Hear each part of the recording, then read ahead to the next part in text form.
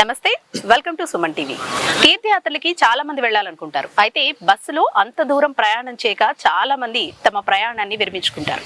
దీనికోసమే ఒక అద్భుతమైన యాత్రను ఈ రోజు నేను మీ ముందుకు తీసుకొచ్చాను. అదే భారత్ గౌరవ్ యాత్ర. అయితే అయోధ్యలో శ్రీరామ కళ్యాణ యాత్ర వినడానికి చాలా అందంగా వినసొంపుగా ఉంది కదా. మరి ఈ యాత్ర విశేషాలు, అసలు ఈ యాత్ర ఎన్ని రోజులు ఉంటుంది, ఎక్కడి నుంచి స్టార్ట్ అవుతుంది, ఎలాంటి ఫెసిలిటీస్ ఉంటాయి, ఇవన్నీ కూడా ఈ రోజు మనం తెలుసుకుందాం. మనతో పాటు విజయ్ కుమార్ శర్మ గారు ఉన్నారు, ఆయన అడుగుదాము. నమస్తే గురుగారు.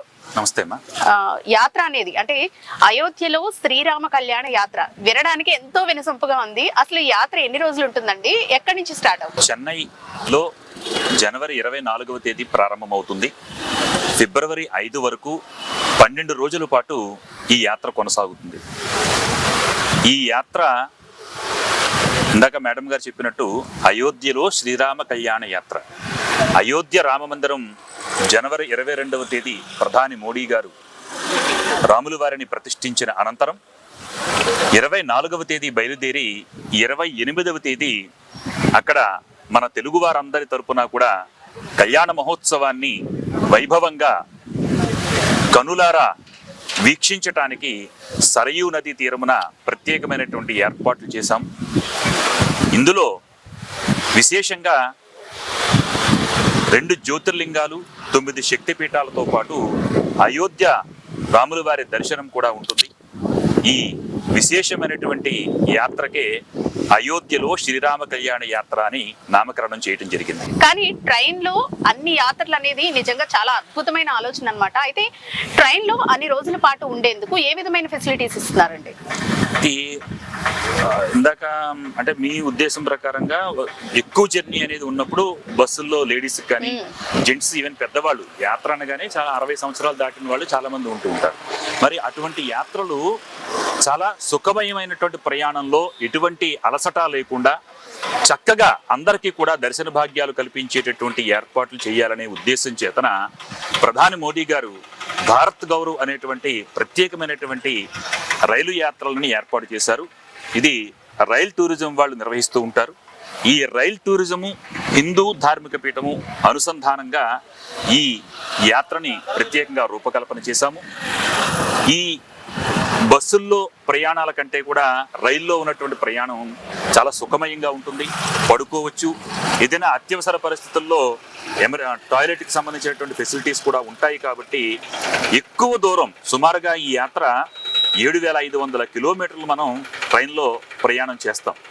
అంటే మరి అంత ప్రయాణము మామూలుగా చేయాలంటే చాలా కష్టతరం అవుతుంది. అందుచేత భారత్ గౌరవ్ రైలు యాత్ర అనేది చాలా ప్రత్యేకమైనటువంటి ఫెసిలిటీస్ తోటి ఒకే రైలు మనం మొట్టమొదటిగా ఏదైతే సీట్ నెంబర్ మనకి అలాట్ అయిందో చివరి వరకు కూడా అదే బోగి అదే సీట్ నెంబర్లో మనం అందరం కూడా కూర్చుని యాత్ర అంతా కూడా పరిపూర్ణం చేసుకుని వస్తాము. ఒక రైలు దిగి ఇంకొక రైలు ఎక్కటము, మళ్ళీ ఆ ట్రైన్ మిస్ అయిపోయిందని అనుకోవటము, ట్రైన్లో జనరల్గా అందరితో పాటు కామన్ బుకింగ్స్ చేసుకోవటము, ఇందులో యాత్రతో పాటు మిగతా జనరల్ పబ్లిక్ కూడా మన దాంట్లోకి ప్రవేశించడం అనేటువంటివి ఉండవు. కేవలం అయోధ్యలో శ్రీరామ కళ్యాణ యాత్రకు వచ్చేటటువంటి యాత్రికులు మాత్రమే ఈ యాత్ర స్పెషల్ ట్రైన్ లో ఉంటారు. పిల్లలు అంటే ఏ వయసు వారు ఈ యాత్రకి రావచ్చు? అలాగే ఒకవేళ చిన్న పిల్లలు ఉంటే గనక వాళ్ళకి ఎలాంటి సదుపాయాలు కల్పిస్తారు?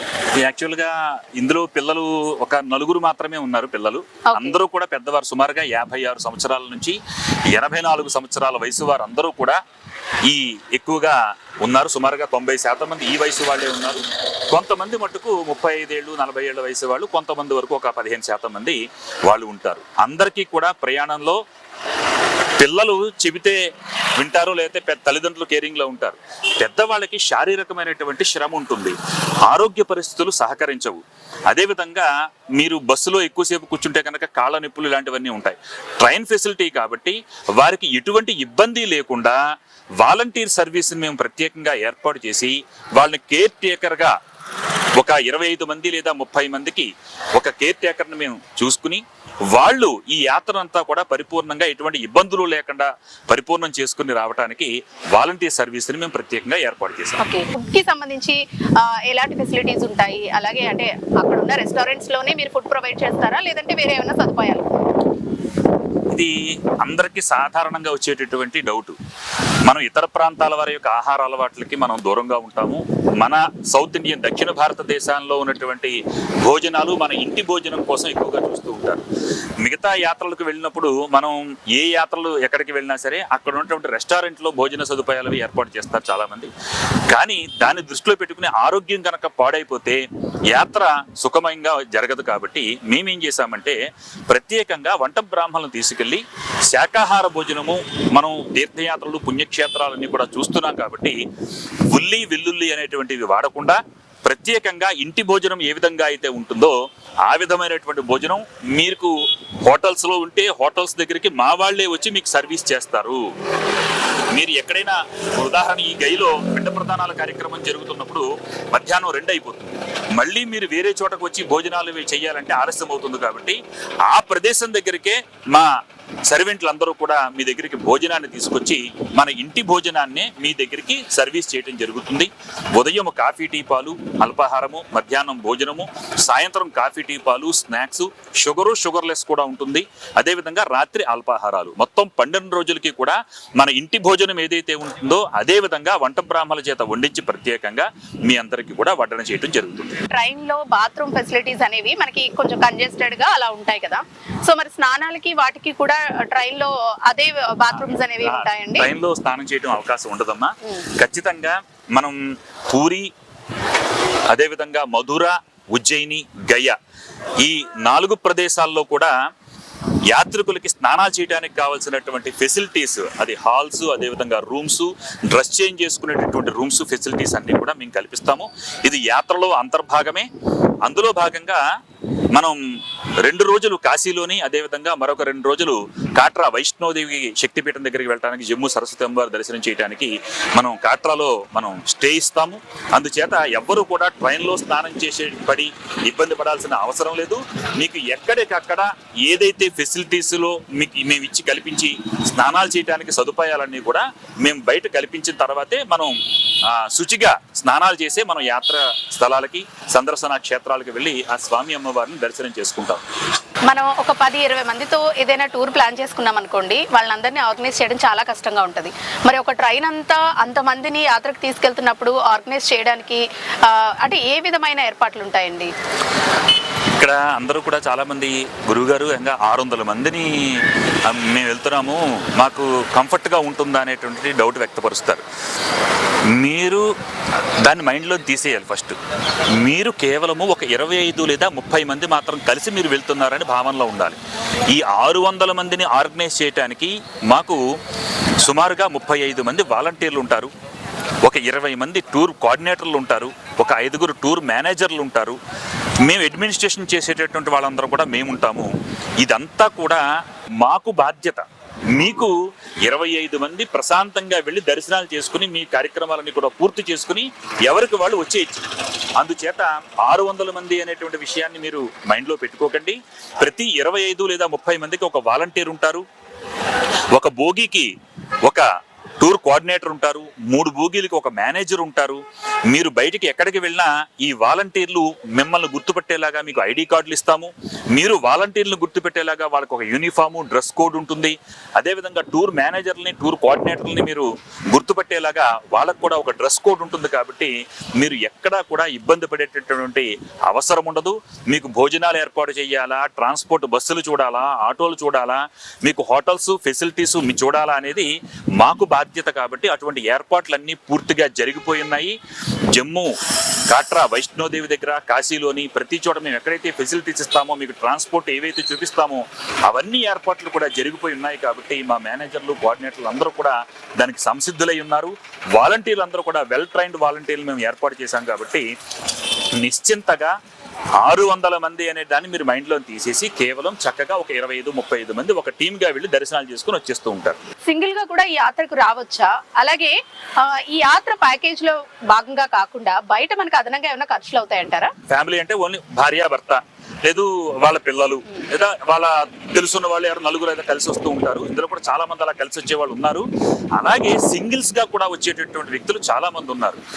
హైదరాబాదు, అదేవిధంగా కాకినాడ, విశాఖపట్నం ఇలా చాలా చోట్ల నుంచి ఆ పిల్లలు ప్రత్యేకంగా ఆ తల్లిని లేదా తండ్రిని యాత్రకు పంపించాలనేటువంటి తపన చేతన వాళ్ళకి టికెట్స్ తీసి మా వాలంటీర్ సర్వీస్ ఉంటుంది, గురువు గారు జాగ్రత్తగా తీసుకొస్తారు అనేటువంటి ఒక నమ్మకంతో సింగిల్స్ గా విడివిడిగా వచ్చేటటువంటి వాళ్ళు కూడా ఈ యాత్రలో ఉన్నారు. వాళ్ళని మేము చాలా జాగ్రత్తగా తీసుకురావడానికి మేము బాధ్యత తీసుకుంటాము. ఎటువంటి నిస్సందేహము లేకుండా సింగిల్స్ గా ఉన్న వాళ్ళు కూడా ఈ యాత్రకి రావచ్చు. చాలా మంది యాత్రలు చేస్తూ ఉంటారు, అంటే విడివిడిగా ట్రైన్ టికెట్స్ కానివ్వండి, అక్కడ అకామిడేషన్ కానివ్వండి బుక్ చేసుకుంటూ ఉంటారు. సో అలా వెళ్ళడం బెటర్ అంటారా, లేదంటే మీ యాత్రలో భాగంగా ఈ ప్యాకేజ్ బెటర్ అంటారా? ఏమైనా కలిసి వస్తుంది అంటారా దీనివల్ల? ఖచ్చితంగానండి. మనకి 10 మంది 15 మంది 20 మంది ప్రతి ఏడాది కూడా యాత్రలు చేసేవాళ్ళు వాళ్ళంతటా వాళ్ళు ట్రైన్ టికెట్లు తీసుకుని హోటల్స్ బుక్ చేసుకుని వెళ్తారు. ఒక్కసారి ఇది ఈ రోజు ఏది కూడా సీక్రెట్ గా ఏం లేదు, అన్ని గూగుల్లో కొడితే అన్ని ఓపెన్ అయిపోతాయి. మీరు మన యాత్రకు సంబంధించింది ప్రతి చోట ఎన్ని ట్రైన్లు మారాలి, ఎన్ని టికెట్స్ తీసుకోవాలి, ఫుడ్కి ఎంత అవుతుంది, అక్కడ దర్శనాలకు సంబంధించింది కానీ మిగతా ఖర్చులు కానీ ఎంతెంత అవుతాయని చెప్పి మీరు ఆన్లైన్ క్యాల్కులేట్ చేసుకుంటే మీకే తెలిసిపోతుంది. ఇది కలిసి వస్తుంది కలిసి లేదు అనేది ఖచ్చితంగా కలిసి వస్తుంది. కానీ ఏ విధంగా కలిసి వస్తుందంటే ఎటువంటి బర్డెన్ ఉండదు. ఫస్ట్ ఇప్పుడు రూమ్ చూసుకోవాలి, రూమ్లు అలాట్మెంట్ లేవు. ఇక్కడ మీది బాధ్యత కాదు, మీకు రూమ్ ఇచ్చే బాధ్యత మాది కాబట్టి మీకు బర్డెన్ లేదు. ఫుడ్కి సంబంధించింది ఏ హోటల్కి వెళ్ళాలి, ఏది బాగుంటుంది మీకు బర్డెన్ లేదు, మేము వండి పెడతాం. అదేవిధంగా ఏ ట్రాన్స్పోర్ట్ వాడాలి, ఆటో అతను భాష రాదు, ఉత్తర భారతదేశం, ఇక్కడ తెలుగు వాళ్ళందరూ కూడా అక్కడికి వెళితే మోసాలు చేసేస్తారు, అక్కడే పక్కన ఉన్నదాన్ని ఇంకా చుట్టూ తిప్పి వాళ్ళు ఎక్కువ డబ్బులు వసూలు చేస్తారు. ఇలాంటివి కొన్ని ఇబ్బందులు ఉంటాయి. అలాంటివి కూడా ఏమీ లేకుండా ట్రాన్స్పోర్ట్ కూడా మా మేనేజర్లన్నీ కూడా రెడీగా ఉండి ఏర్పాటు చేసి మీరు ఆటో అంటే ఆటో ఎక్కటం, బస్సు అంటే బస్సు ఎక్కటం, మీరు యాత్ర కంప్లీట్ చేసుకుని వచ్చేయటం. అందువల్ల డబ్బులు కలిసి వస్తాయి, యాత్ర సుఖంగా జరుగుతుంది. అందుకే అమెరికాలో ఉన్నటువంటి వాళ్ళు ఇక్కడ ఉన్నటువంటి తల్లిదండ్రులకి వాళ్ళు టికెట్లు తీసి వాళ్ళే ఎంక్వైరీ చేసి వాళ్ళు తప్పనిసరిగా అమ్మా నాన్న మీరు యాత్రకు వెళ్ళండి, గురువు గారు చక్కగా చూస్తారు, అన్ని రకాలైనటువంటి ఏర్పాట్లు చేశారు అని చెప్పి చాలా మంది బెంగళూరు, పూణే, నోయిడా, ఢిల్లీ ఇక్కడ వాళ్ళ పిల్లలు ఉద్యోగాలు చేసుకుంటున్నారు, తల్లిదండ్రులు ఇక్కడ ఉంటున్నారు పల్లెటూరులోనో ఇంకో చోట. అందుచేత వాళ్ళందరికీ కూడా ఇది వాళ్ళు లీవులు పెట్టుకోవాలి, తల్లిదండ్రులు దగ్గరుండి తీసుకెళ్ళాలి, పిల్లలకి స్కూల్స్ సెలవులు ఉండవు కాబట్టి వాళ్ళందరూ కూడా తల్లిదండ్రుల కోసం ప్రత్యేకంగా టిక్కెట్లు తీసి తల్లిదండ్రుల్ని యాత్రలో పంపిస్తున్నారు. చాలా మంది తల్లిదండ్రులు తీర్థయాత్రలకు వెళ్దాం అనుకుంటూ ఉంటారు పెద్దవాళ్ళు, కానీ తీసుకెళ్లే వాళ్ళు ఉండరు, తీసుకువెళ్ళినా వెనక కేర్ చేసే వాళ్ళు ఉండరు. సో పిల్లలు తీసుకువెళ్ళాలి అంటే వాళ్ళ బిజీ లైఫ్ స్టైల్లో ఇవన్నీ చేయడం కాస్త కష్టంతో కూడుకున్న పని. కానీ మీరే ఒక కేర్ టేకర్ గా ఉండి వాళ్ళని తీసుకెళ్ళడం అనేది నిజంగా పిల్లలు పెద్దవాళ్ళకి ఇచ్చే ఒక గిఫ్ట్ అని చెప్పుకోవాలి. ఫైనల్ గా ఒక్కటి చెప్పండి గురువు గారు, ఇది బుకింగ్ విధానం ఏ విధంగా ఉంటుందండి అసలు? ఇది మీరు రైల్ టూరిజంలో డైరెక్ట్గా వెళ్ళి బుక్ చేసుకోవచ్చు. అది కేవలం ఒక 19 టికెట్లు 15 టికెట్లు ఉన్నాయంతే. స్వామివారి యొక్క రాముల వారి యొక్క అనుగ్రహం చేతన బుకింగ్స్ అన్నీ కూడా పూర్తయిపోయి ఒక బోగి అదనంగా పెంచడం వల్ల కొన్ని సీట్లు మాత్రమే అందుబాటులో ఉన్నాయి. అదేవిధంగా హిందూ ధార్మిక పీఠంకి మీరు నెంబర్కి ఫోన్ చేసి వాట్సాప్లో ఆధార్ కార్డు పెట్టి చెబితే ఆ బుకింగ్ సంబంధించినటువంటి ప్రాసెస్ అది కూడా చెబుతాను. అందరూ కూడా అతి తక్కువ రోజులు ఉన్నాయి కాబట్టి ఈ బుకింగ్ కూడా ఒక 4-5 రోజుల్లో మేము ముగించదలుచుకున్నాము. అందుచేత మిగతా ఏర్పాట్లు చేయాలి. కొత్తగా బుక్ చేసుకున్న వాళ్ళకు కూడా ఫెసిలిటీస్ మేము చూడాలి కాబట్టి దయచేసి ఎవరైనా ఆసక్తి ఉన్నవారు ఉంటే కనుక తప్పనిసరిగా హిందూ ధార్మిక పీఠం నెంబర్కి ఫోన్ చేసి ఈ వివరాలు అవి తెలుసుకుని ఆధార్ కార్డు పంపించి మీ సీట్స్ని రిజర్వ్ చేసుకోండి. సో ఇందులో చాలా మంది పెద్దవాళ్ళు కూడా యాత్రకు వస్తూ ఉంటారు. సో ఆరోగ్యానికి సంబంధించి చాలా జాగ్రత్తలు తీసుకోవాల్సి ఉంటుంది. సో ఏదైనా మెడికల్ ఎమర్జెన్సీ వస్తే మరి ఏం చేస్తారండి? ఈ విషయాన్ని మేము దృష్టిలో పెట్టుకుని అందరూ వచ్చే వాళ్ళందరూ కూడా 56 నుంచి 80 ఏళ్ల వయసు వాళ్ళందరూ ఉన్నారు కాబట్టి పెద్దవాళ్ళు కాబట్టి in case of any emergency ఏది వచ్చినా సరే మనకి రైల్లో 3 డాక్టర్లు ఉంటారు. ఈ డాక్టర్లు నిరంతరం కూడా మనతో పాటే ట్రావెల్ చేస్తారు. బీపీ చెకింగ్ మిషను, అదేవిధంగా షుగర్ టెస్ట్ మిషన్స్, ఆక్సిమీటర్స్ ఇవన్నీ కూడా దగ్గర పెట్టుకుని ఇంజెక్షన్స్, ఎమర్జెన్సీ ఇంజెక్షన్స్, ట్యాబ్లెట్స్ ఇవన్నీ కూడా మేము దగ్గర పెట్టుకుని డాక్టర్ అసిస్టెంట్స్ కూడా మీ అందరికీ కూడా ఏదైనా in case of any emergency వస్తే మేము కేర్ చేసుకోవడానికి కూడా సిద్ధంగా ఉన్నాం. Right. Thank you so much అండి. చూసారు కదా, అయోధ్యలో శ్రీరామ కళ్యాణ యాత్ర ఎంతో అద్భుతమైన ఆధ్యాత్మిక యాత్ర. ఈ యాత్రలో భాగం కావాలి అనుకుంటే గనుక మీరు కింద స్క్రోల్ అవుతున్న నంబర్స్ కి కాంటాక్ట్ చేసి బుకింగ్స్ చేసుకోవచ్చు. అయితే ఇది ఒక పెద్ద అద్భుతమైన అవకాశం అనే చెప్పుకోవాలి. ఎంతో బిజీగా ఉండే పిల్లలు తల్లిదండ్రులకు ఇచ్చే ఒక అతిపెద్ద గిఫ్ట్ గా కూడా మనం దీన్ని చెప్పుకోవచ్చు. దగ్గరుండి పేరెంట్స్ ని తీసుకెళ్లలేని వాళ్ళు కూడా జస్ట్ ఒక్క ఈ నెంబర్ కి కాంటాక్ట్ చేసి బుకింగ్ చేసుకుంటే చాలు. పేరెంట్స్ ని అతి జాగ్రత్తగా తీసుకొచ్చే బాధ్యత అయితే మీరు తీసుకుంటున్నారు.